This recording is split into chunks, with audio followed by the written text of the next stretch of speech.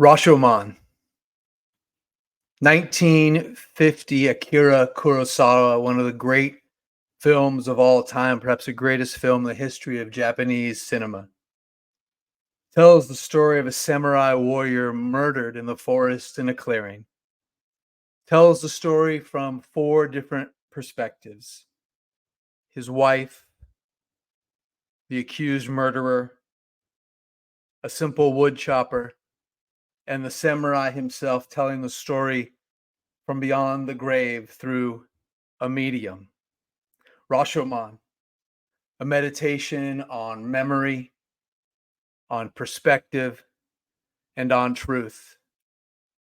Our guest today has a very different perspective on 1986. Remembers January 4th, 1987, very, very differently than I do.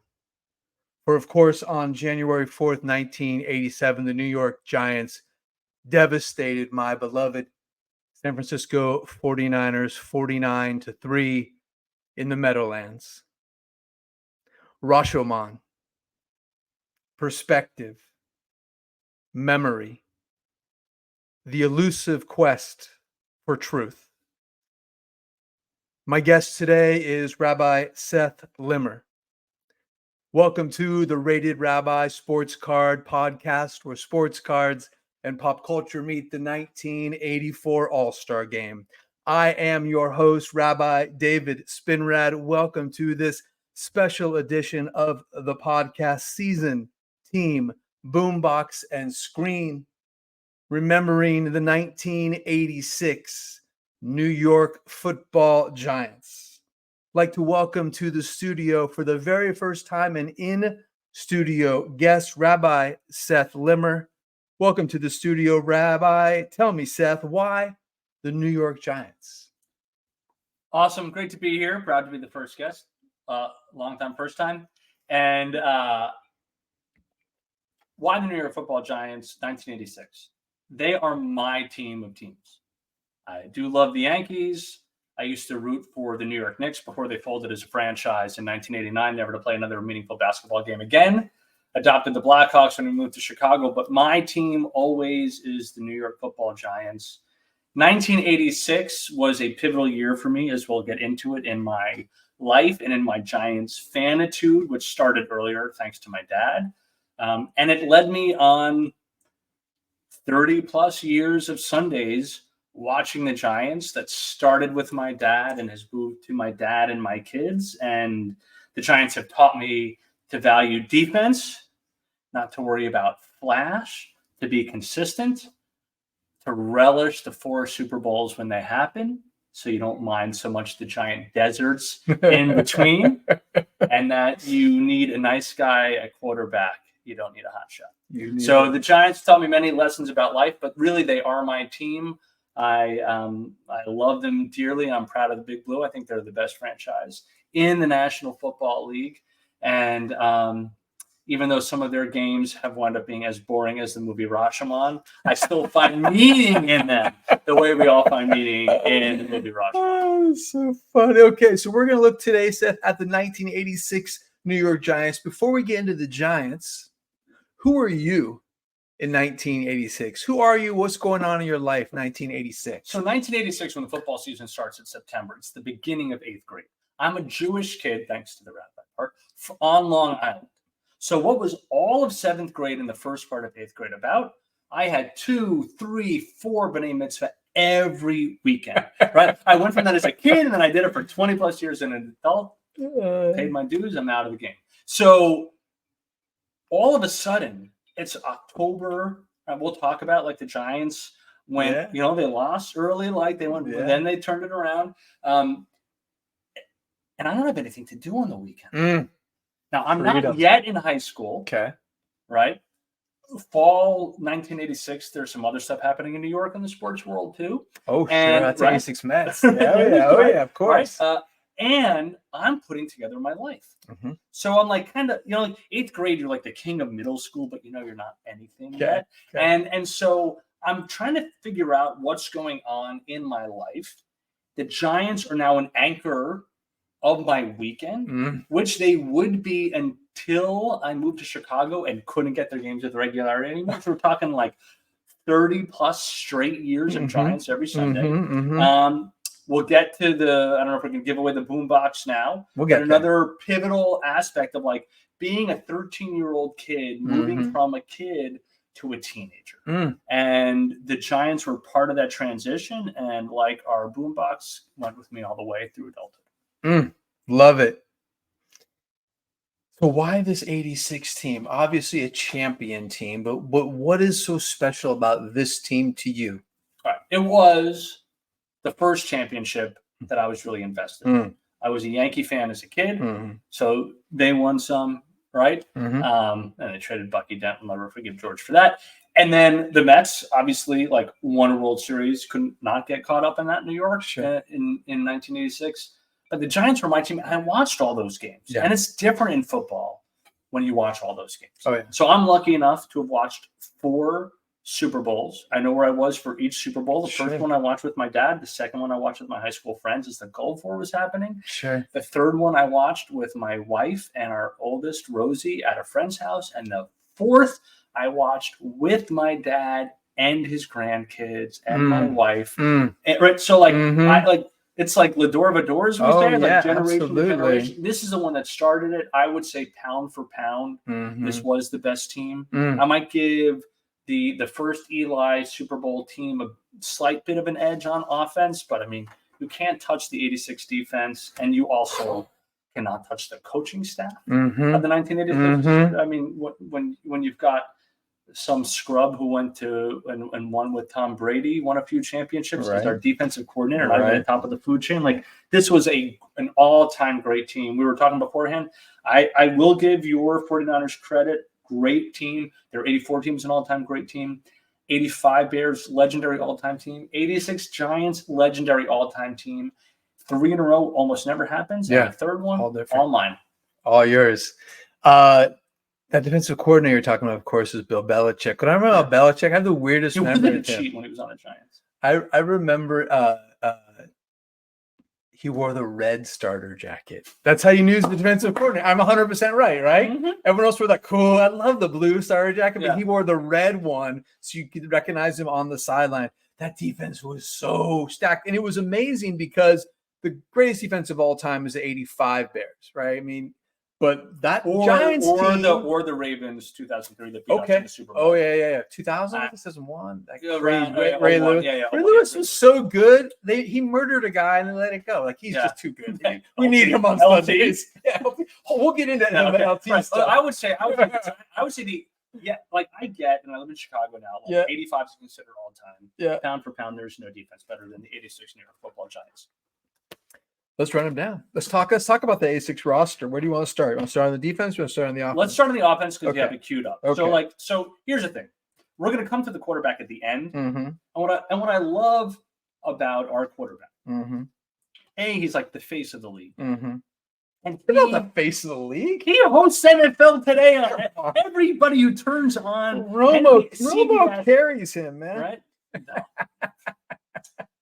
Anyhow, so like, smart, competent team player. Right? Great leader. Not the best quarterback. Like, look, you got a card in your hand of the guy we beat in the Super Bowl. John Elway is a better thrower. Bill Simmons is a better leader. No. Anyhow, same thing with Eli. Payton was a better thrower. Eli was a better leader. All right. So our offense was not much to write home about. But we had this guy. All right, let's see it.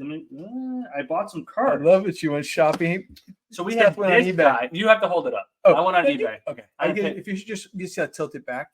Okay. Little Joe Morris, he needed the money. That's his year before card when he won the 1,000-yard club. So Joe Morris, great back. Total beast of a carrier. I think he was our best offensive player. This is back in the day when they used to wear huge shoulder pads. Huge. And he was like all of 5'2" with helmet. He right? You know, he is the all-time leading rusher at Syracuse ahead of Jim Brown. Still to this day. He was a powerhouse. 4-year starter. And then we had this guy. Who you got? This is Mark Bavaro, our tight end. That's right. And Mark Bavaro, like, we live at, like, Later on, we had Jeremy Shockey on the Giants. He was the flashy tight end, not as much of an idiot as the guy who played for Belichick, who's a total idiot, Gronkowski. Mark Bavaro was your old school. Totally. Like his jaw was actually wired shut. Do you remember this? Yeah. His jaw was wired shut for part of the season, and nobody knew because he hadn't talked any out. And so Mark Bavaro just like he could make space for Morris. Yep. And he could catch, and when he caught, I think you have a little bit of a show and tell. Oh yeah, I got so much. When Mark Bavaro could catch a ball, he could drag a defense, and that was a huge pivotal play early in the season. Yep. So Bavaro is a really interesting guy. Remember his nickname? No, his nickname was Rambo. Oh yes, you're right. Yeah, and he hated it actually because he's like, it's cheesy. I'm not. It's not me. My name is Mark. Super low key, like you said. He was an incredible tight end. Went to Notre Dame. Interesting thing. I did a little dive into him. He actually, unfortunately, he had long haul COVID. Oh, really? Yeah, and he was losing his mind. He contemplated taking his own life. Actually, we read a whole piece on it. That's terrible. He's better now. Good. Incredible player. Like beloved in New York. Beloved still. He was like, how could you hate Mark Bavaro? He became like kind of out of nowhere, became like the quintessential star, stud, tough guy, tight end. We didn't have Flash on our team. No. He had grit more than anyone. For sure. 89. I'm going to bring up that picture. So what I've got here is December 1st, 1986, Monday Night Football. Giants travel to Kansas to play the Niners. Niners go up 17 in the first nothing. half. Yep.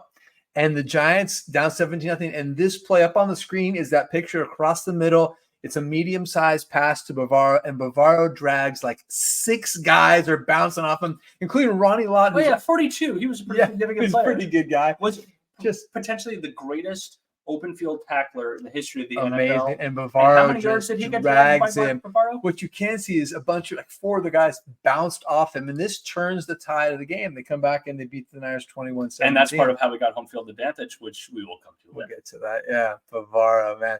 All right, so I got to put a little Phil Simms, 86 tops.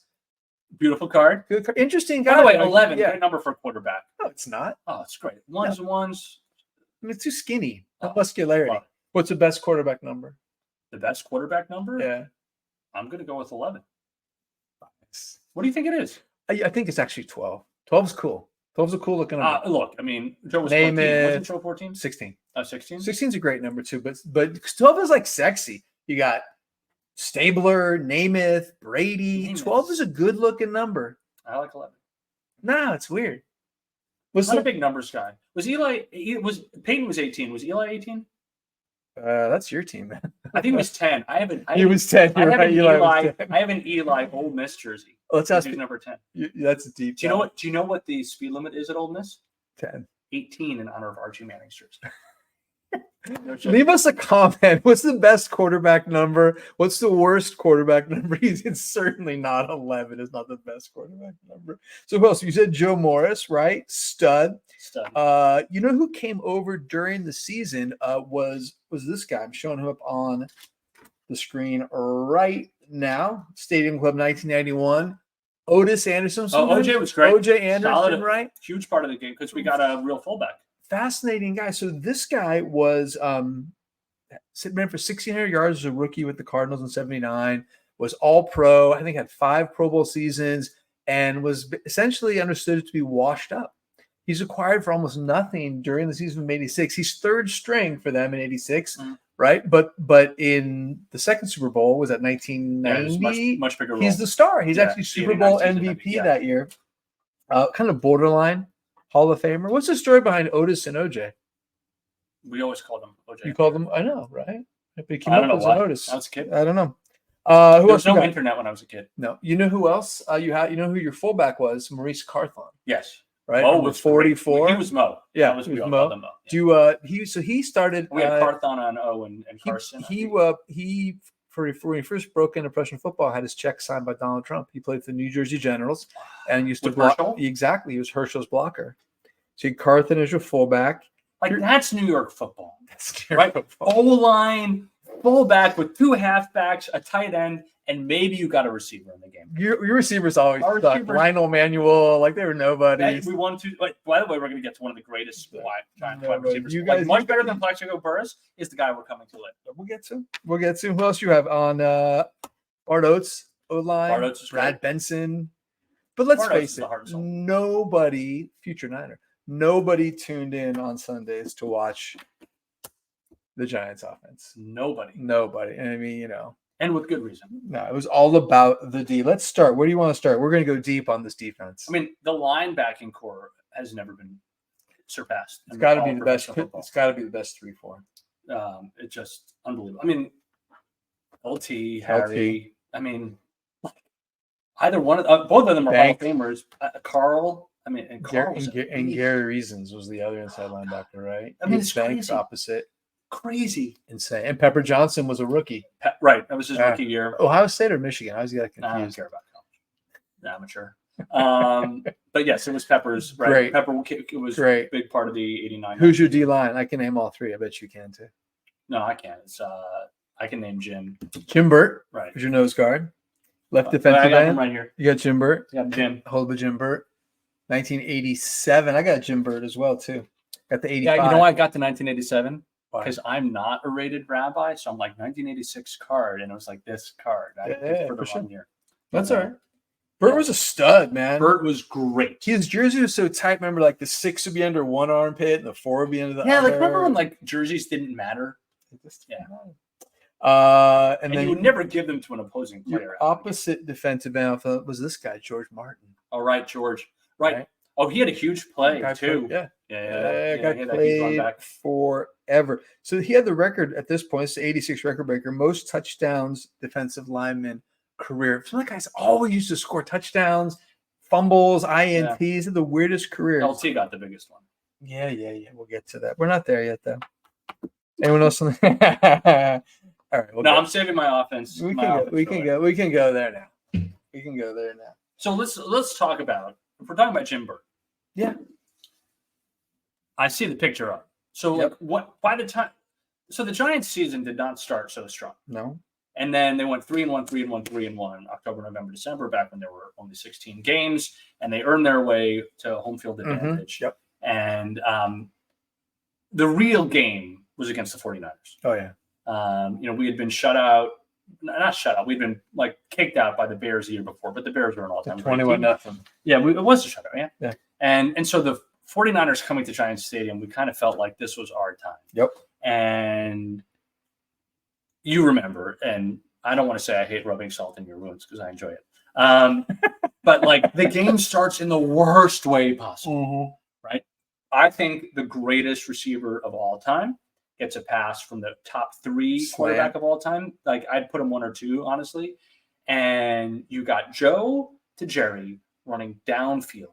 Slant. He used to break those. And slants all it's the a touchdown. time. It's 7-0 to start the game on our home turf. Yep. Inexplicably. Yeah. Jerry drops the ball. 25-yard line. And I would say that was the end of the game, but you have the next picture, which was the end of the game. Yeah. When this Yeah. guy, the least likely, the nose tackle, right? Yep. Breaks through a decent O-line. Oh, yeah. Like, the protected Joe very well. Yeah. Goes in for the sack on Montana, Yeah. and this is what happens. Yeah. To So I'm gonna bring this picture the up top right now. 3 quarterback of all time in NFL history. So Burt hits him so hard, clean hit, right? But hits him from like underneath up and just drills Montana. I heard that like his mother had a problem walking for a week. lands on his head, and in retrospect, the announcers are so off. Like I think you hurt his shoulder, but then when you see him I finally, went back and listened to the yeah, audio. I watched all of it. I watched tons of tape on this. I did my homework, man. That's why I do this. So he finally gets up, and the camera's on him. It's just they talked about it differently. They televised it differently. That clearly the lights are on and nobody's home. There's no concussion protocol or There's blue no tent. protocol. There's No, nothing. there's Yeah, nothing. There's nothing. No. And he's out on his feet when he finally get up. His eyes are he's not there. He's staggering, and they're carrying him off into the tunnel. And finally get to halftime, and John McVay, who is the grandfather of Sean McVay, the Rams coach now, he's I think he's VP of operations or GM at the time. And then interview him at halftime. Irv Cross talking to him in the tunnel, and McVay is like, "There's a pretty good chance he's coming back in the second half. Joe's pretty tough." Montana at this time is actually on the way to the hospital, and there's video footage. I looked and could not find it. He's so into next week that his eyes are covered. So we can't. The light. We can see. He's like eye patches over his eyes on a gurney. Burt shortened his life with this hit, man, and he's hit as he's thrown, and the ball just hangs up in the air. And it was actually intended for Rice. Nowhere in the vicinity. The only player in the vicinity is Lawrence Taylor, the greatest defender in NFL history, is proven by the fact that Lawrence Taylor never got dragged 20 yards by Mark Bavaro. And Lawrence runs it in for the touchdown. So basically, at this point, as a Giant fan, we thought we could beat the Niners straight up. When Joe goes out of the game on a pick six. Oh, it's over, man. I mean, I think that if you had said at that point in time the betting line is 49-3, everyone in New York would have taken it. We all would have been right mid. That touchdound makes it, I think, 21-3. And it was game over. That was game. Like, they should not have played the rest. It gets worse from there. So Montana is done, and as the visiting team, this is your team. So this is the Rashomon moment. This is right now. You're delirious. I'm on top of my dad. Right? Yeah. You this are Rashomon. I'm like, because you lost in 85 to the Bears too, didn't you? Who did you lose to in 85 in the playoffs? You must have made the playoffs. No, they didn't make. They did, but they didn't make the championship game. I think that was the Redskins. So they lost the Redskins. Yeah, I can't remember. Didn't remember for that one. So Rashomon moment. You're delirious. Montana is out. Yes. So I don't. LT is high on coke. For sure he was, and we got lots of LT vignettes to get to. It's the 80s. Cocaine was very popular, I heard. It's like the subplot the entire show, man. So it's I never liked when the Niners would go to the Meadowlands. Okay, here it is. First of all, that like green turf. It just looked hard. Terrible. You're watching, it looked hard to play on. It was always cold. Like, just imagine you guys couldn't get loose, windy. I never really I'm always a little bit less confident when the Niners are in their white uniforms. I seem to believe in their power and the red more. So it's like all these things going against them. Montana's out, LT touchdown, and then this guy comes in. Jeff Kemp, 6 foot, 201 pound backup quarterback from Dartmouth. Son of a senator, Jack Kemp, former Buffalo Bill quarterback. And I will repeat what I said before, and went to Dartmouth, and those were the best years of Jeff Kemp's life. You never wanted to see Jeff Kemp in a game, you did man. Not. You never wanted to see him. So he couldn't do anything. I think his number is something like 9 for 22 for 65 yards. He completed 9 passes. They were like 3-yard passes. Everything is dump off, dink. And it's like when you're losing big and Jeff Kemp comes in, it was it got really, really ugly. Like you said, final score was 49-3. The only win better than that was on the way to 2008 was when we beat the Vikings 41-0. And oh my God, his name's escaping right now. Get the offensive tackle walks off the field and goes, "I'm so proud to be a New York Football Giant." 41-0. That was a great game. Those are the two. I think those are the two best playoff games, non-Super Bowl games in Giants history. Oh man! All right, have you had your pound of flesh? I've had my pound. All right, let's move on. Next week, Giants completely outclass Washington. Again, they're at home. Third win against them of the season. That's right. Beat them 3 times, 17-0 this time. But to me, the far more interesting stories happen in the AFC. Denver travels to Cleveland, right? In the AFC Championship, they are losing. One of Kozar's many losses, right? Yeah, they're losing, and 5 minutes left. Kickoff is muffed. Right. Yeah, that's right. Elway wasn't in that draft class with Kozar, was he? No, Marino was. Yeah, that's 83. So Denver takes over at their own 2-yard line, right? And that is the famous drive, the drive in football history. You had the drive. Wasn't like the one that ended in the Dwight Clark touchdown? Wasn't That's the catch. Oh, it's the catch. The catch, yeah. So the drive is this 98-yarder in the AFC Championship. Converts 1 point to, I think it's to Mark Jackson. 3rd and 18 turns a 3rd and 18 to 20-yard gain. Point guard of the year. Different Mark Jackson. But really, the only thing I want to add besides the drive is I got to show you this picture. Broncos owner Pat Bowlen. Yeah. Full length fur. Who are you rooting for in the Super Bowl? That guy? No. Or the Giants? I mean, a douchey full length fur collar up. Only and by the way, and in Denver, like Denver's not that kind of a city. He's in Cleveland. It's Cleveland. Cleveland. Oh, he's a Cleveland owner. No. I thought you meant the game. Yeah, he's in Denver. Yeah, for Denver works for a coach. No, you're like PETA. That's the headquarters. Exactly. You need to dump with red paint, man. Yeah. Full length fur. That ain't faux fur either. Pat Bowlen. He also had a $250 haircut.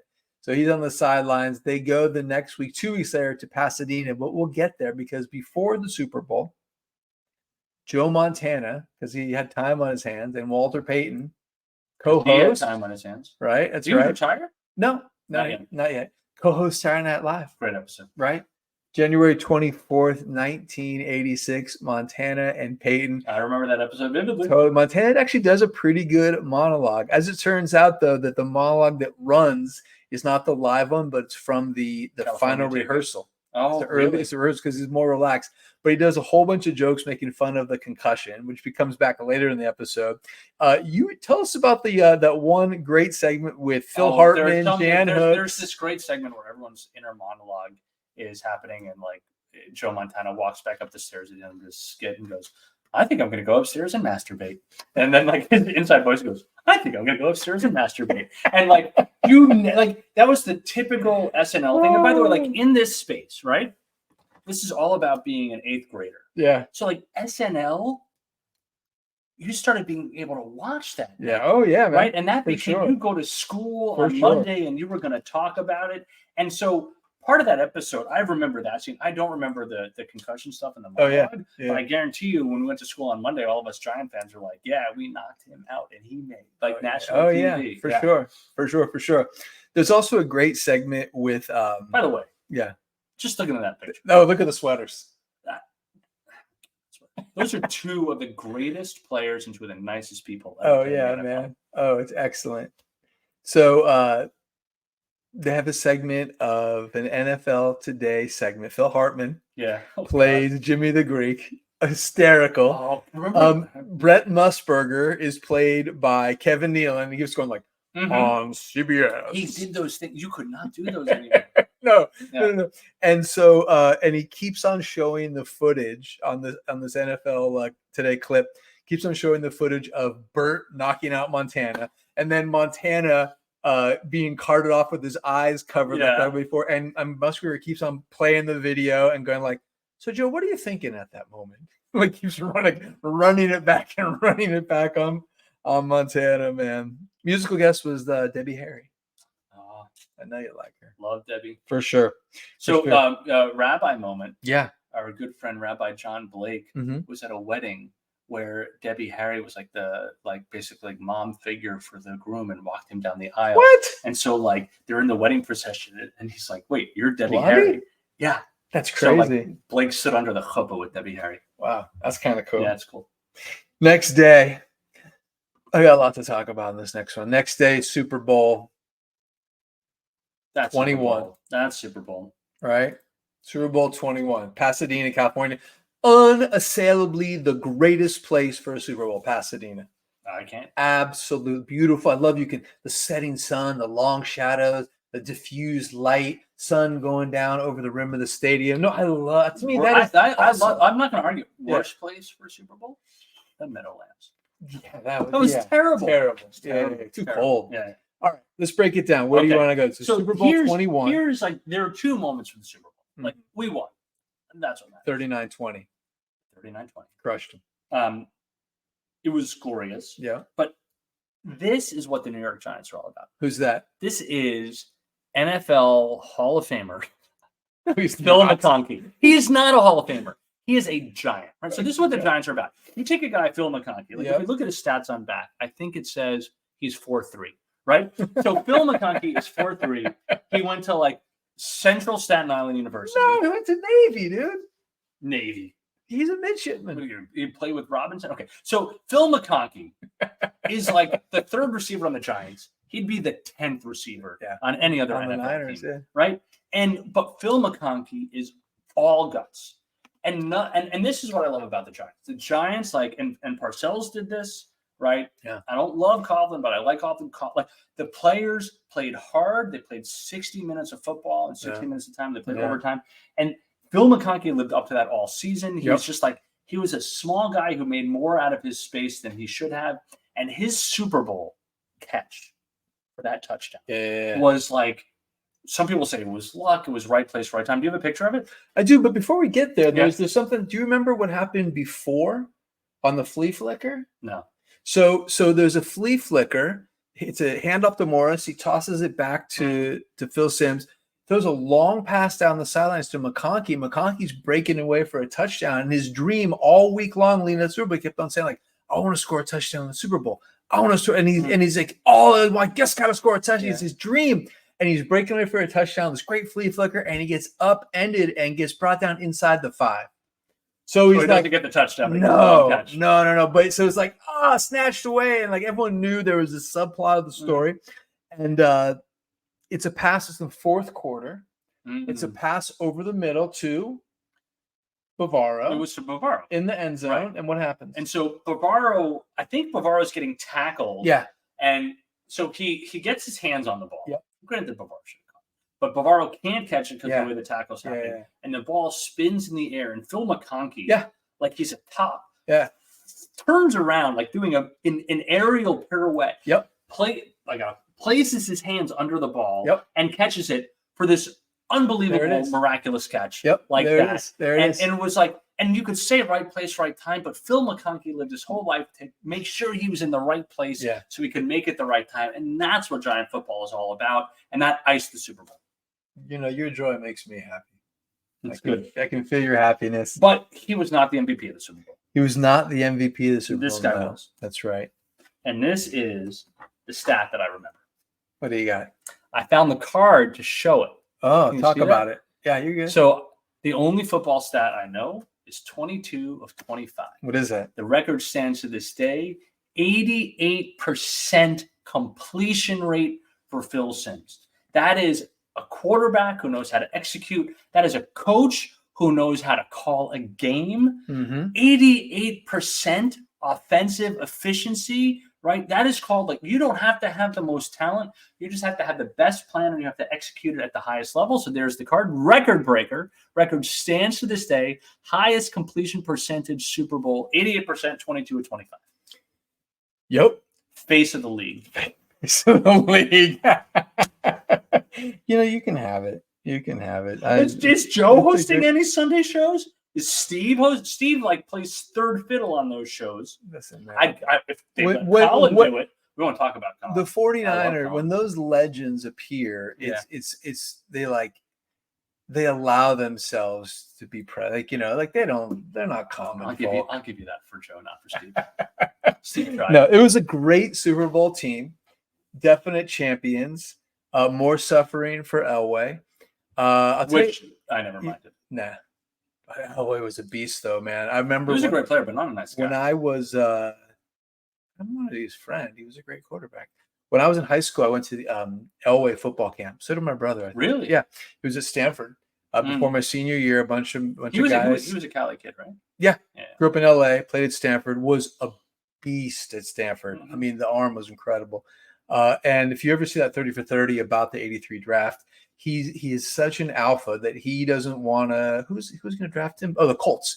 And he says, if the Colts draft me, I'm not going to go on. And he uses Steinbrenner, and he threatens to go play baseball, threatens to sign with the Yanks. And he knows he's got all the leverage. He's so incredible. Yankees drafted him, I think. Yeah, but he doesn't go. Yeah. So 1986, January 25th, is also the first day of my very first real job. Yep. Yeah, January 25th, 1987. So I'm 16 years old. Atonement for being a 49ers fan? No, it's a real job. Okay. My first job was at the Hilltop Cafe in Nevada. I'm a busboy. First real job. And I have such great memories. Very 80s place, big bar. I just remember being a teenager and it's just such a different time. I remember like all these kind of like older women. Did you work the Super Bowl?